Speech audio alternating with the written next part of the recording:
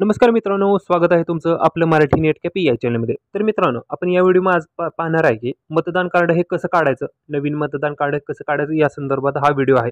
तर मतदान कार्ड हे आज आपण मोबाईलमधून कसं काढायचं ते पण 10 मिनिटात ते आपण पाहणार आहे. तत्पूर्वी मोबाईल मतदान काढण्यासाठी तुमच्याकडे आधार कार्ड असणं गरजेचं आहे, तसेच एक आयडेंटिटी साईज फोटो असणं गरजेचं आहे. तर आता चला तर स्टेप टू स्टेप माहिती पाहून आपण मतदान कार्ड कसं काढायचं त्याच्या व्हिडिओला सुरुवात करू.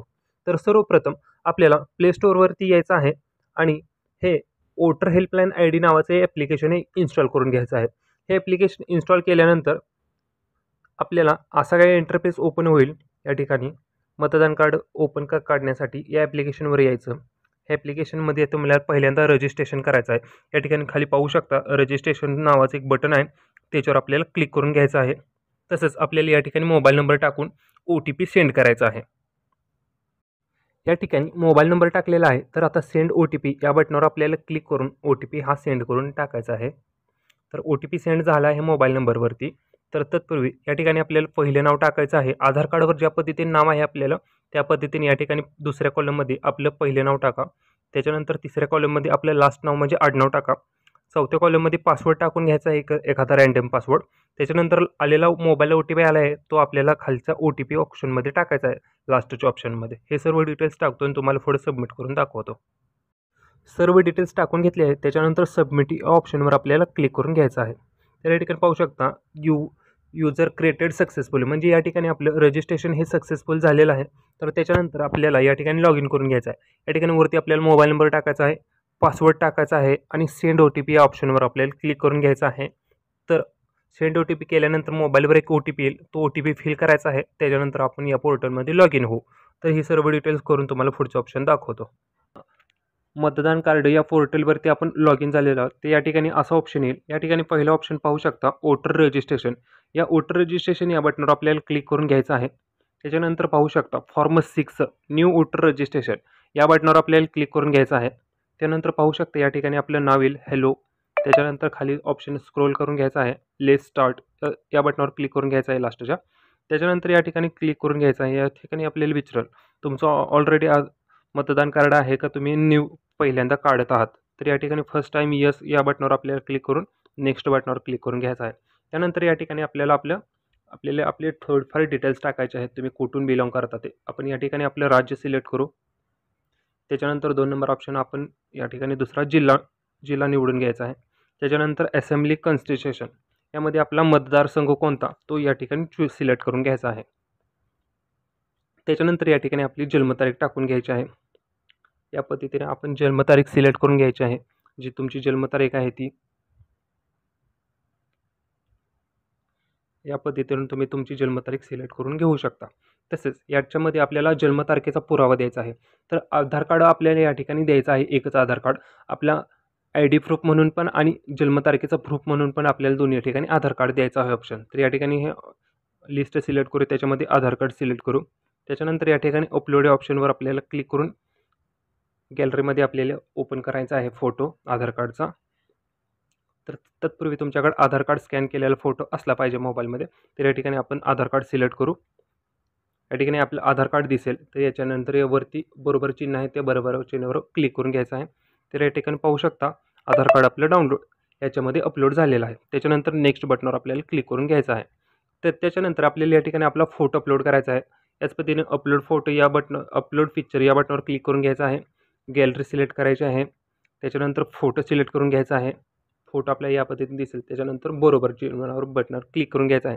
त्याच्यानंतर विचारेल आपल्याला कॅन्डिडेट हा मेल आहे, फिमेल आहे, थर्ड जेंडर ते आपले सिलेक्ट करून घ्या. त्याच्यानंतर या ठिकाणी आपल्याला नाव टाकून घ्यायचं आहे. ज्या पद्धतीने आपल्या आधार कार्डवर नाव आहे त्या पद्धतीने आपलं या ठिकाणी नाव टाका. नाव पुढे आपल्याला वडिलांचं नाव पण टाकायचं आहे. म्हणजे या ठिकाणी नाव, वडिलांचं नाव, त्याच्यानंतर मराठीमध्ये खाली ते ऑटोमॅटिक पडेल. त्याच पद्धतीने 3 नंबरच्या ऑप्शनमध्ये आपल्याला या ठिकाणी सरनेम टाकायचं आहे. आपलं काय सरनेम आहे ते टाका. ते टाकल्यानंतर खालच्या ऑप्शनमध्ये मराठीमध्ये ते ऑटोमॅटिक पडेल. त्याच्यानंतर या ठिकाणी खाली आधार कार्ड नंबर टाकायचा आहे.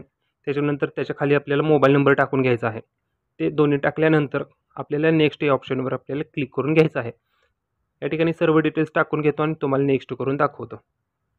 या ठिकाणी सर्व डिटेल्स फिल करून झालेले आहे. त्याच्यानंतर नेक्स्ट या बटनावर आपल्याला क्लिक करून घेऊ. त्याच्यानंतर आपल्याला रिलेशन टाईप टाकायचा आहे. म्हणजे आपण मतदान कार्ड काढण्यासाठी एखादा मतदान प्रूफ म्हणून आपल्याला एक ID द्यायची असते. ती वडिलांची देणार आहे का आईची देणार आहे किंवा आपली मिसेसची देणार आहे ते आपल्याला या ठिकाणी विचारत. तर या ठिकाणी आपलं रिलेशनशिप म्हणून आपण वडिलांना सिलेक्ट करतो, म्हणजे फादर सिलेक्ट करा. जर तुमच्याकडं आईचं मतदान कार्ड सोबत असेल तर आईचं करा किंवा वडिलांचं करा. यापैकी आपण वडिलांचं करू. त्याच्यानंतर या ठिकाणी रिलेशन नेम विचारेल या ठिकाणी. तर या ठिकाणी आपल्याला वडिलांचं नाव टाकायचं आहे आणि वडिलांचं म्हणजे आजोबांचं नाव टाकायचं आहे.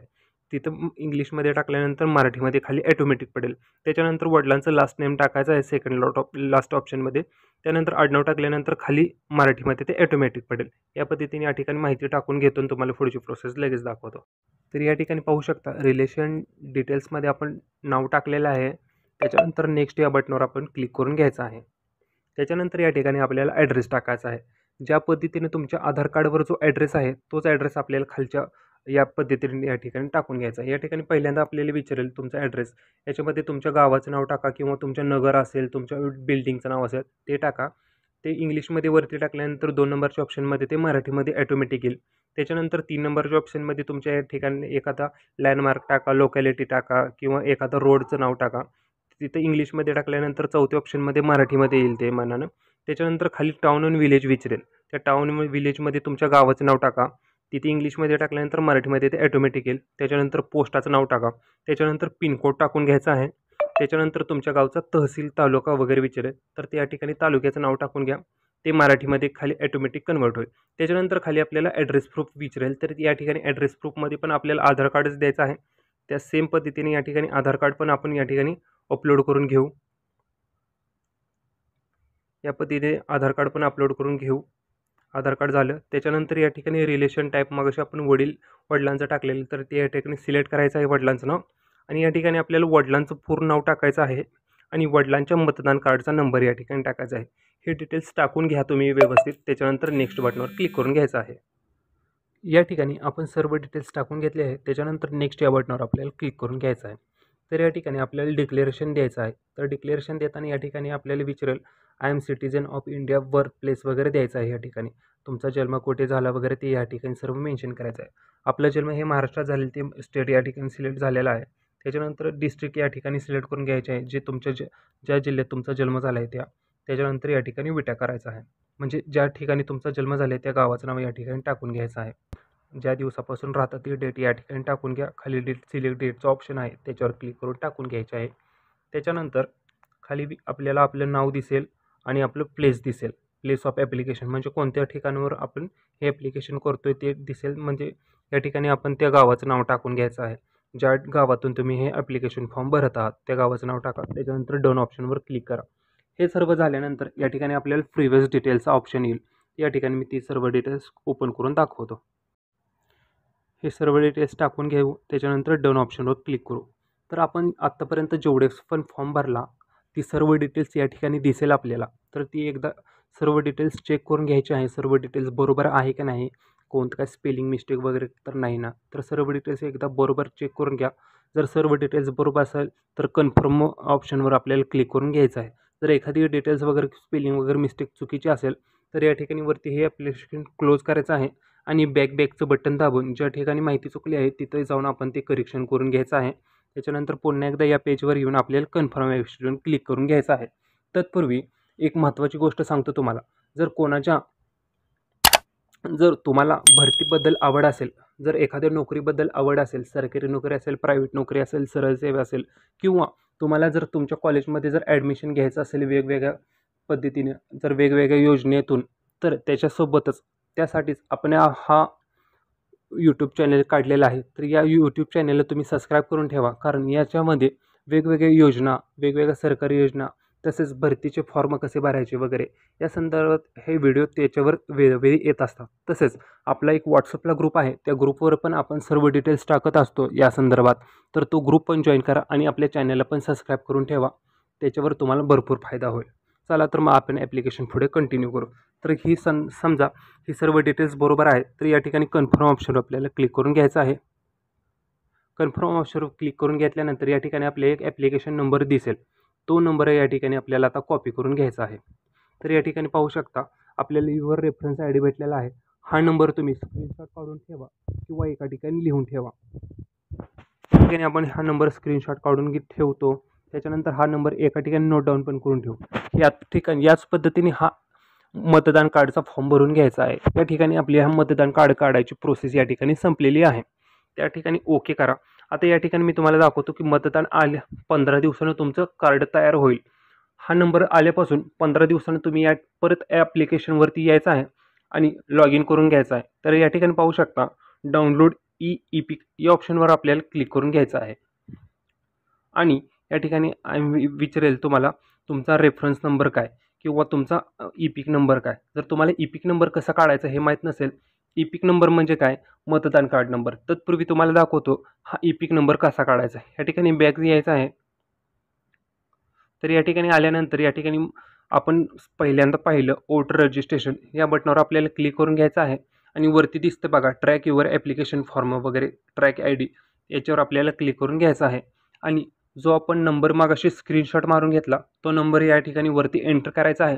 त्याच्यानंतर या खाली आपल्याला या ठिकाणी आपला राज्य सिलेक्ट करून घ्यायचं आहे. त्याच्यानंतर ट्रॅक स्टेटसवर आपल्याला क्लिक करून घ्यायचं आहे. या ठिकाणी ट्रॅक स्टेटसवर क्लिक करून घेतल्यानंतर या ठिकाणी आपल्याला तुमचा खाली या कोपऱ्यात एका मतदान कार्ड नंबर दाखवेल. ते पण कधी 15 दिवसानंतर दाखवेल, लगेच दाखवणार नाही. तर या ठिकाणी आपल्या या पद्धतीने इथं आपला मतदान कार्ड नंबर तयार होईल.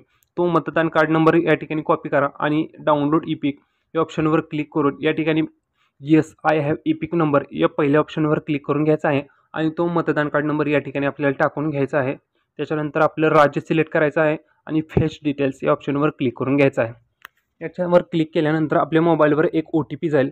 तो OTP टाकल्यानंतर या ठिकाणी आपलं मतदान कार्डाचं प्रिंट ओपन होईल. ती प्रिंटर तुम्ही या ठिकाणी डाउनलोड करून ठेवायची आहे. या पद्धतीने हा मतदान कार्डचा फॉर्म भरायचा आहे आणि मतदान कार्ड या पद्धतीनं डाउनलोड करून ठेवायचा आहे.